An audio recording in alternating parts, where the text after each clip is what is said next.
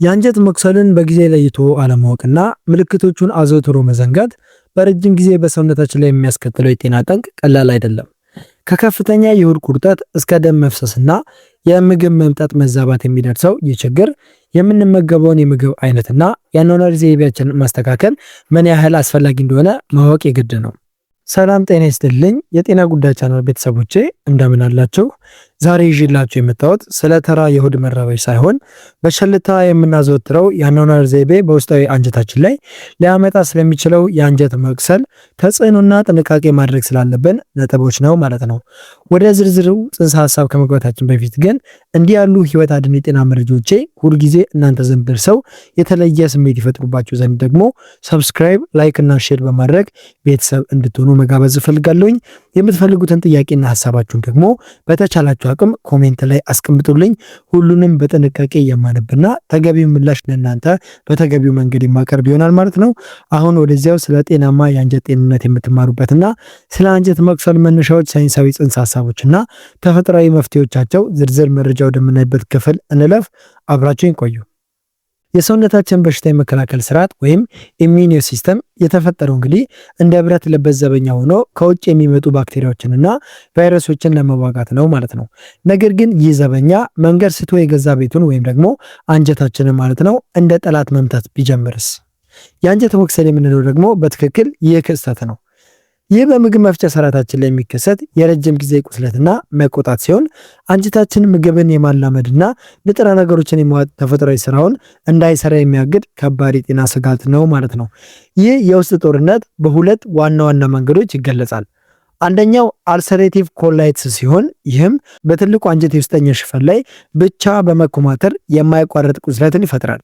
ሁለተኛው ደግሞ ክሮንስ ዲዚዝ ሲሆን እሱም ከሁለት እስከ ፊንጢጣ ባለው ማንኛውም የምግብ መፍጫ ስርዓት ላይ ወይም ደግሞ የምግብ መፍጫ ክፍል ላይ ሊከሰት የሚችልና እስከ አንጀት ግድግዳ ጥልቅ ክፍል ድረስ ዘልቆ የሚገባ አደገኛ ቁስለት ነው ማለት ነው።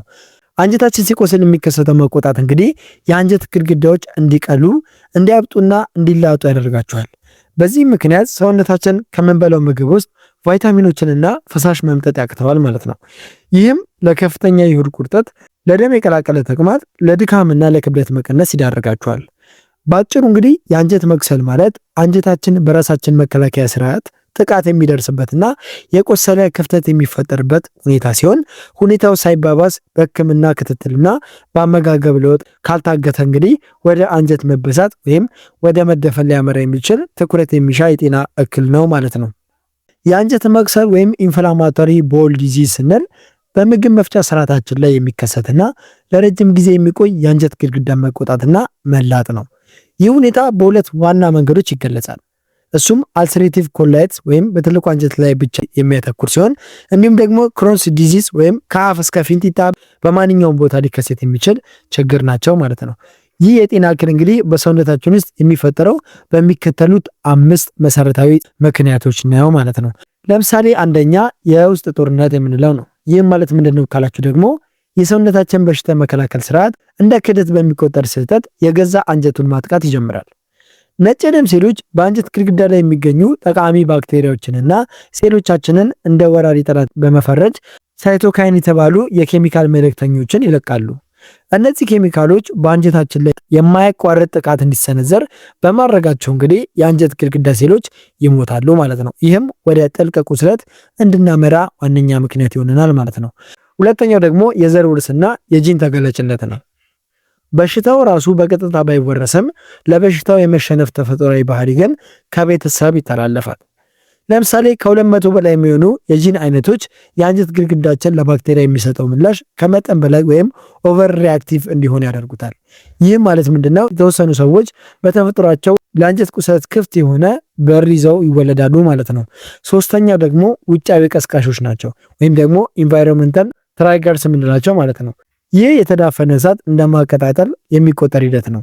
ለበሽታው ተጋላጭ የሆኑ ሰዎች ለተወሰኑ ውጫዊ ሁኔታዎች ሲጋለጡ ቁስለቱ ይቀሰቀሳል።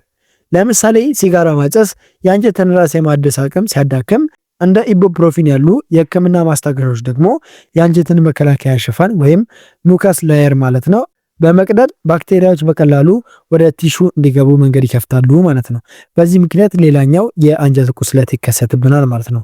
አራተኛው ደግሞ የአንጀት ስነ ህይወት መዛባት ነው ማለት ነው። በጤናማ አንጀት ውስጥ ጥሩና መጥፎ ባክቴሪያዎች ተመጣጥነው ይኖራሉ። ነገር ግን በተገቢው መንገድ አለመመራት ወይም በአንቲባዮቲክ መድኃኒቶች ምክንያት ጥሩዎቹ ባክቴሪያዎች ሲጠፉ፣ መጥፎዎቹ ደግሞ መልሰው ይነግሳሉ። እነዚህ መጥፎ ባክቴሪያዎች የሚለቀቁት መርዛማ ዝጋጭ የአንጀት ግድግዳ በማሳከክ እንግዲህ ለቁስለትና ለከፍተኛ ኢንፍላሜሽን መነሻ ይሆኑናል ማለት ነው። እነዚህ ምክንያቶች እንግዲህ ለአንጀት ቁስለት በሽታ ዋነኛ ምክንያት ይሆኑብናል ማለት ነው። አምስተኛና የመጨረሻው ምክንያት ደግሞ የስነ ልቦናና የሆርሞን ትስስር ነው። አንጀትና አንጎል በነርቭ ስርዓት በቀጥታ የተሳሰሩ ናቸው። ከፍተኛ ጭንቀት በሚኖርበት ጊዜ ሰውነታችን የሚለቀው ኮርቲሶል የተባለ ሆርሞን የአንጀትን የመከላከል አቅም ወይም ባሪየር ፈንክሽን ያዳክመዋል። ምንም እንኳን ጭንቀት በራሱ ቁስለቱን ባይፈጥርም እንኳን ለአንጀቱ ለጥቃት ዝግጁ እንዲሆንና የነበረው ቁስለት በከፍተኛ ሁኔታ እንዲያገረሽ ወይም ፍላራፕ እንዲያደርግ በማድረግ እንግዲህ እንደ ትልቅ ሞተር ያገለግላል ማለት ነው። ስለዚህ የአንጀት መቁሰል ማለት እነዚህን 5 ሂደቶች ተደራርበው የአንጀትን መዋቅር የሚያፈርሱበት ሁኔታ ነው ማለት ነው። አንጀቱ በቆሰለ ቁጥር እንግዲህ ምግብን መፍጨትና ንጥረ ነገሮችን መምጠጥ አትችሉም። ይህም ለከፍተኛ የሆድ ቁርጠት፣ ለደም የቀላቀለ ተቅማጥና ለደም ማነስ ይዳርጋቸዋል ማለት ነው። ሌላው ደግሞ የአንጀት መቅሰስ ለረጅም ጊዜ ክትትል የሚፈልግ በሽታ እንደመሆኑ መጠን ከተለመደው የሕክምና እርዳታ ጎን ለጎን ምልክቶችን ለማስታገስና ቁስለቱን ለማዳን የሚረዱ ተፈጥሯዊ መፍትሄዎች ደግሞ ትልቅ ሚናን ይጫወታሉ። እነዚህ መፍትሄዎች በዋናነት የሚያተኩሩት በአንጀት ውስጥ ያለውን መቆጣት ወይም ኢንፍላሜሽኑን ማለት ነው፣ እሱን በመቀነስና የአንጀትን ሽፋን መልሶ በመገንባት ላይ ነው። ከዚህ በመቀጠል እንግዲህ የአንጀት ቁስለትን ለማከም የሚረዱንን 5 ተፈጥሯዊ መድኃኒቶች ደግሞ አንድ ባንድ እንመለከታለን። ለምሳሌ አንደኛው ህርድ ነው። ህርድ በውስጡ ኩርኩሚን የተባለ ንጥረ ነገር በውስጡ የያዘ ሲሆን ይህ ንጥረ ነገር እንደሚታወቀው ሳይንሳዊ ማረጋገጫ ያለውና እጅግ ጠንካራ የሆነ የኢንፍላሜሽን መከላከያ ነው። ጥቅሙን ስንመለከት ደግሞ በአንጀት ግድግዳ ላይ የሚሰነዘረውን የሰውነት መከላከያ ጥቃት ይቀንሳል። ቁስለቱንም ደግሞ የመዳን እድሉን እንዲያገኝ ይረዳዋል ማለት ነው። አጠቃቀሙም ደግሞ እንዴት ነው ካላችሁኝ፣ ግማሽ የሻይ ማንኪያ እርድ በአንድ ብርጭቆ ለብ ባለ ውሃ ወይም በወተት ውስጥ በጥብጦ በቀን 1 ጊዜ በመጠጣት ወይም ጥቁር አዝሙድ ወይም ደግሞ ቅመም ከእርዱ ጋር በመቀላቀል ሰውነታችሁን እርዱን በቀላሉ እንዲመጥ ይረዳዋል ማለት ነው። ሁለተኛው ደግሞ ኦሜጋ 3 ፋቲ አሲድ የምንለው ነው። እነዚህ ጠቃሚ ቅባቶች በአሳ ዘይት፣ በተልባና በወልነት ውስጥ በብዛት ይገኛሉ። ጥቅሙ ምንድነው ካላችሁ ደግሞ በአንጀት ውስጥ የሚፈጠርን መቆጣት የመቀነስ ከፍተኛ ብቃት አላቸው። ጥናቶች እንደሚጠቅሙ ከሆነ ኦሜጋ 3 አዘውትረው የሚወስዱ ሰዎች በሽታው የማገርሸት ወይም ፍላራፕ የማድረግ እድሉ ይቀንሳል። አጠቃቀሙ እንዴት ነው ካላችሁ ደግሞ ተልባን በደንብ ደቆ በመፍጨት በምግብ ውስጥ በውሃ ውስጥ በመነስነስ መጠቀም ትችላላችሁ። ተልባው ሳይፈጭ ከተወሰደ ግን አንጀት ላይ ሊከብድ ስለሚችል ተፈጭቶ መጠጣቱ በእጅጉ ይመከራል ማለት ነው።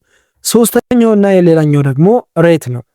ሬት ለቆዳ ቁስለት እንደምንጠቀመው ሁሉ ለአንጀት ውስጠኛ ክፍልም እንደ ማስታገሻ ያገለግለናል። ጥቅሙ ምንድነው ካላችሁ ደግሞ የአንጀትን ግድግዳ በማቀዝቀዝ የቃጠሎና የቁርጠት ስሜትን ይቀንስልናል። በተለይ ለአልሰሬቲቭ ኮላይትስ ታካሚዎች ከፍተኛ እገዛን ያደርግላቸዋል ማለት ነው።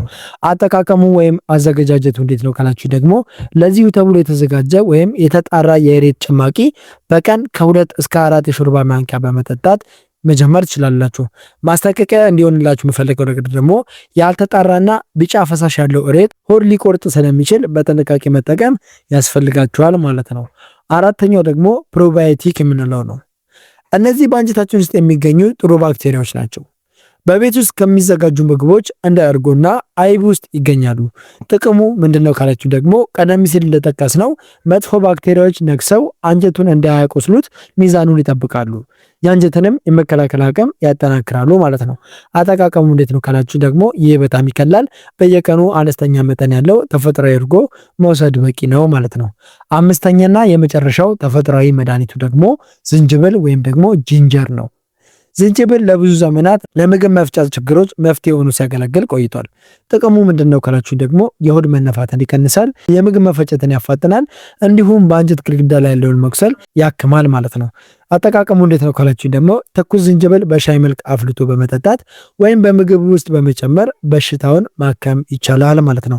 ስለዚህ እነዚህን መድኃኒቶች በምትወስዱበት ጊዜ እንደ ቃሪያ፣ ቅመም የበዛባቸው ምግቦች፣ ቡናና አልኮልን መቀነስ ይኖርባቸዋል። ምክንያቱም እነዚህ ምግቦች ተፈጥሯዊ መድኃኒቶች የሚሰሩትን ስራ ሊያደናቀፍ ስለሚችሉ ማለት ነው።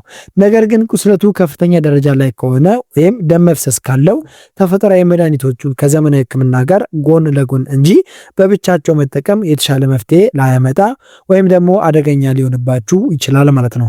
ክቡራትና ክቡራን በብዙዎች ዘንድ እንደ ተራ የሆድ መረበሽ ተቆጥሮ ትኩረት ሳይሰጥ የቆየው የአንጀት መቁሰል በጤናችንና በምግብ መፍጫ ስርዓታችን ላይ ስለሚያመጣው ጉዳት የነበረ ቆይታ ይህንን ይመስል ነበረ።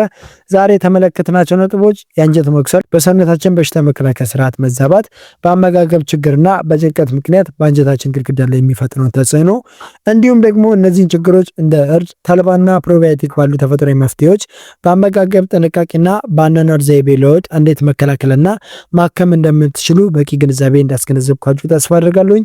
የአንጀትን ባህሪ በቅጡ በመረዳት ቀስቃሽ የሆኑ ምግቦችን ማስወገድና የተጎዳውን የአንጀት ሽፋን በተገቢው እንቅስቃሴ በመተካት ከከባድ ስቃይና ከረጅም ጊዜ ጤና መዛባት የምትታደጉበት ብቸኛ የጥበብ መንገድ ነው ማለት ነው።